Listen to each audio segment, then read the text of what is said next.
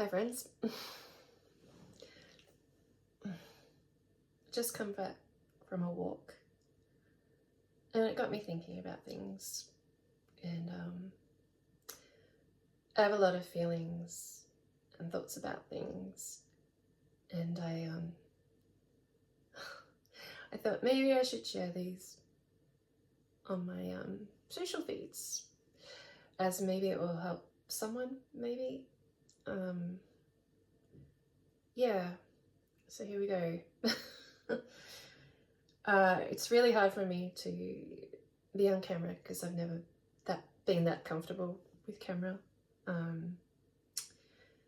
You know, not feeling as attractive as other people, and now that I know I've got autism and ADHD after 2-year diagnosis, like coming to terms with a lot of aspects of it, I realise I don't actually like looking at in the eye of the camera. So, and I don't like looking at myself on the video. Anyway, the point of this video is that as someone who grew up in the church,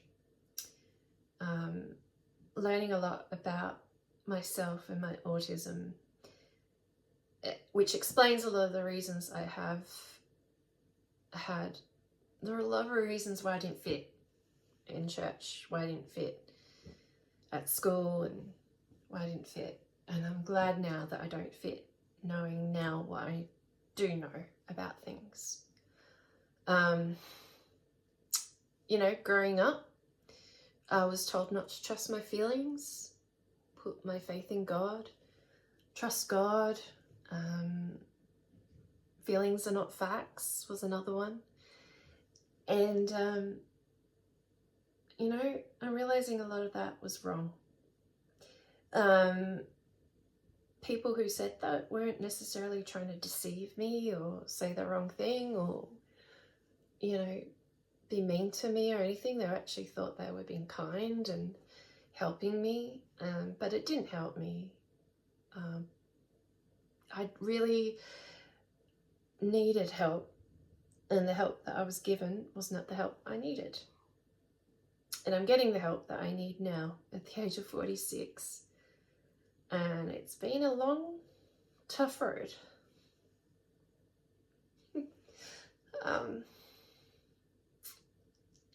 Some of you know what's happened with me this year. Things I've had to confront. About people I've trusted and about myself. And it's very hard. But what I want to say is, you know, you do need to listen to your body.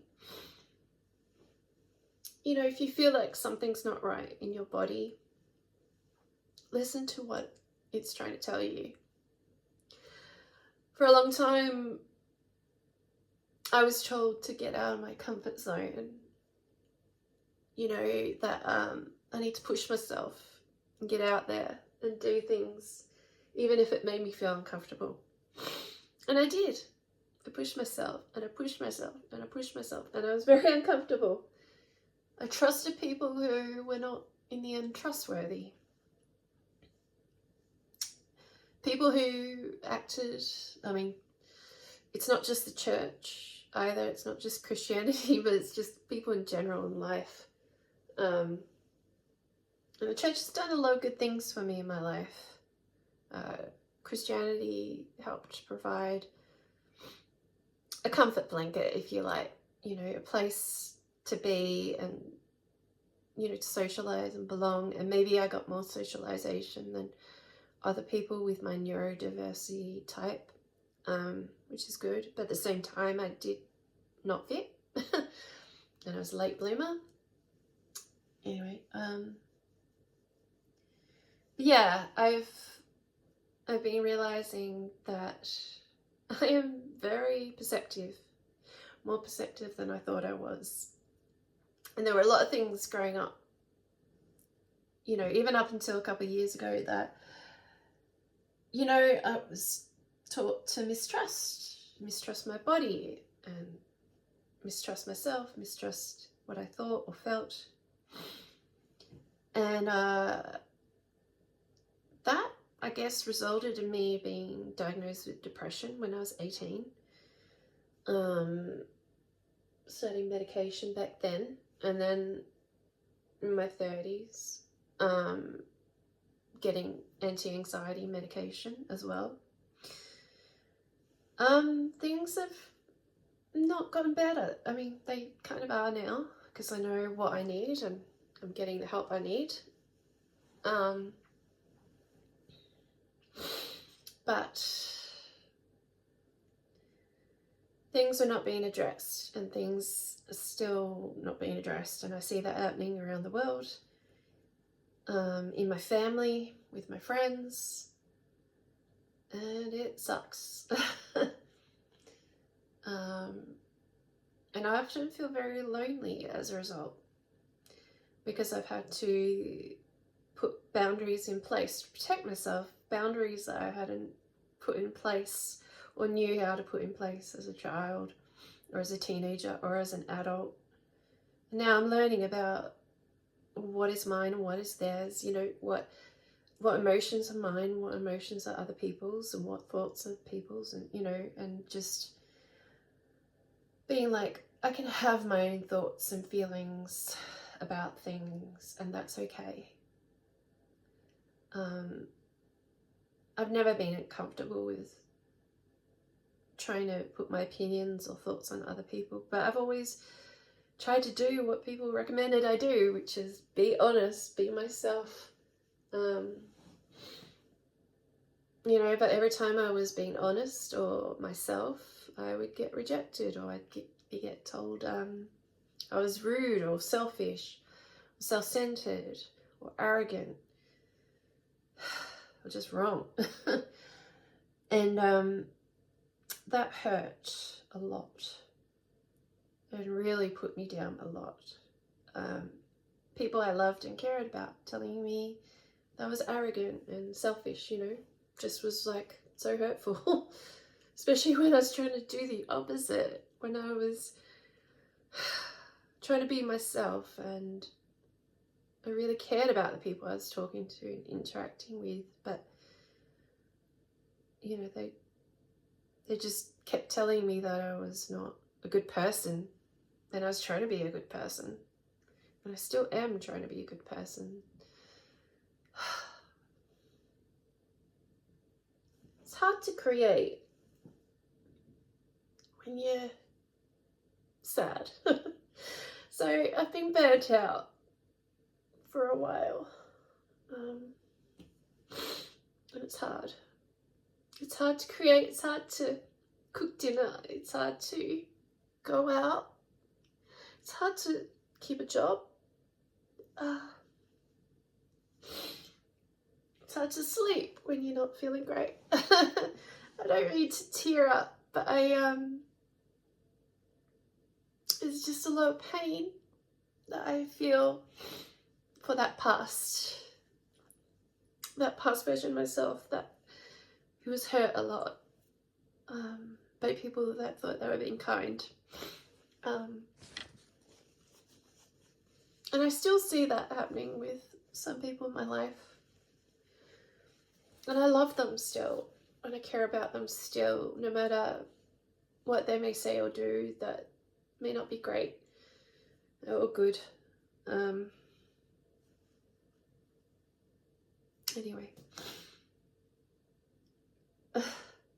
So someone recommended that I should share my journey around autism and ADHD, and my journey involves a lot of different aspects, Christianity being one of them. And one of the things was growing up and feeling like something was off. Something didn't feel right. I noticed a lot of subtle hypocrisy, a lot of people acting one way at church and one way at home, and you know, they're supposed to be caring about others, yet people like me didn't seem to quite fit. I didn't see a lot of kindness sometimes because I was just awkward, and it made them uncomfortable and confront stuff, and they didn't want to feel that way. You know, other teenagers, not just adults. I keep losing track of what I'm talking about because it's just so much stuff going in my head. I no longer go to church. I couldn't call myself a Christian anymore. I stopped going to church around 15 years ago. And I still believe there is something out there, but I don't necessarily believe it's contained in the box of Christianity. I still have loved ones and family and friends who very much believe in Christianity, who are Christians and still go to church and serve in the church, and I have very strong opinions about things, which I may disagree with. It's been hard for me to be honest with them about where I'm at, because I think for them, they want me to be going back to church, to finding the community that they find in church, the security that they find in going to church. Instead of cups of tea, I get offered prayers. That's been really hard. Accepting that that's their way of, they think, of showing love. Whereas it doesn't warm my heart. It's nice. It's like putting a bow on a shit present. But I know that they're doing their best, and I try to explain to them what I need. I need a cup of tea. I need a hug.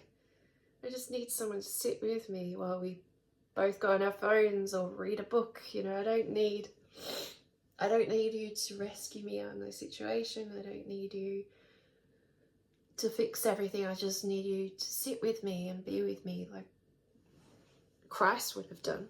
But it seems to be a lot to ask for. You know, there's a lot going on. People are busy serving in the church and doing whatever they're doing.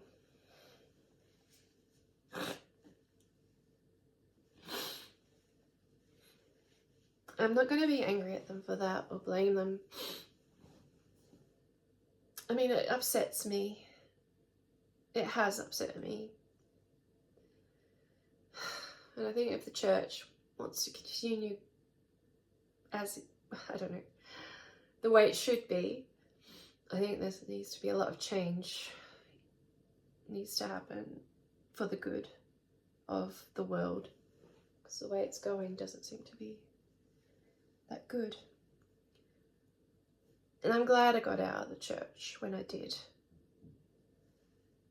Recently, I've just been learning so much about what happened when I was at church, when I was Christian. I wasn't fully aware of. I was very young, and yeah, I was probably naive in some ways, in some other ways not so much. But there was a lot of things that have come out recently, the last couple of years. I've just felt like it's just justified what I felt when I was there. Not just my church, but just the whole Christian community vibe. And what I've been seeing happening in the last decade. And, you know, just makes me just reflect on my life. Like, it's like half of my life was involved in the church, and all these things were going on, and they were molding me and shaping me to be the person I am now. And I feel like, so 20 years I was brought up, you know, to be an adult, and then for 20 years I've been trying to be an adult with the skills and tools I had. And now I'm 46, I think. I'm unlearning a lot of the things I was taught. and I'm learning how to be my own kind of adult, who I want to be, and what I value and what I treasure and what I want for my future. And it's fucking hard. Sorry for the swearing, but it fucking is. Because I've had to say some things to people I love and care about that for some people they haven't taken very well. They've taken it as a personal attack on them, as if I didn't love them or care about them, when it's just been me expressing an equal opinion that they've been expressing that is in opposition to their opinion about the thing. And I just have to keep telling them that I love them and that I care about them and I want the best for them. Just because I disagree with them doesn't mean I don't love them. I do love them. It's so fucking hard being alive in this world right now. But don't worry, I'm not thinking about ending it. I'm okay. If anything, I wish there was the opposite of that thing. You know, I don't want to end it. I want to begin it. I'm 46 and I feel like I'm trying to get on top of my life, and yeah, maybe I'm going through a midlife crisis. But I just feel like I'm looking back at what my life has been and what it is now and what I want for the future, and I'm at this crossroads. I've got time to reflect too. I've got a lot of time on my hands. After having surgery in January, I've been spending a lot of time recovering physically, and then that physical recovery affected my mental health. Add to that perimenopause. Add to that being away from family for good and for bad, and living on my own, being single, not having even a dog to keep me company, though I fostered one briefly. And I don't have a job. I'm living on a disability pension. And I can't even do the thing I love, which is art, doing illustration and painting. And up until about June, it was all gone kind of thing.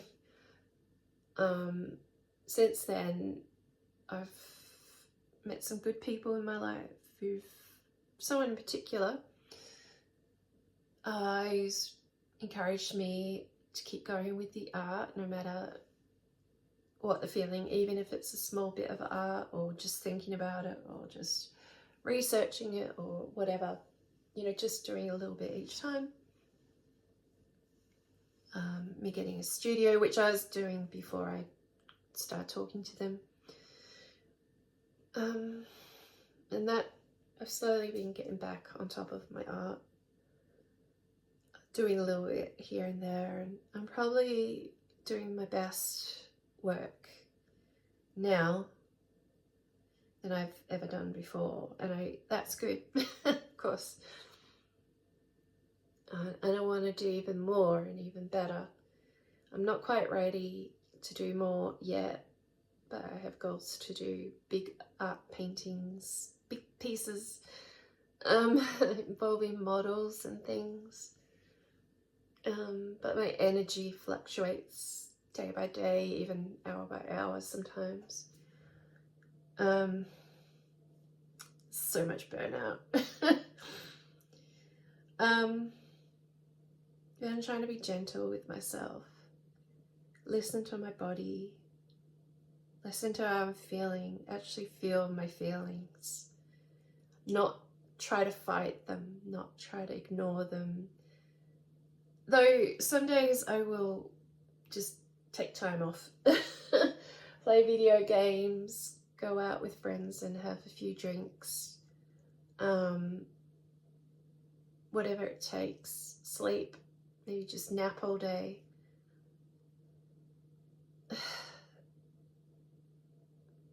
yeah, so anyway, not sure what the point of this, no, what was the point? Deconstructionism I was going to talk about, actually. Maybe I'll talk about that in the next video, which I'll do now in the same outfit, same time, but better. It's 20 minutes. Oh well, I've been talking for 20 minutes by myself. Oh, I don't know how I'm gonna share this. I guess I'll do this, share this on YouTube and send it to some friends. I don't know. But I was gonna share this on Instagram, some other places, but anyway.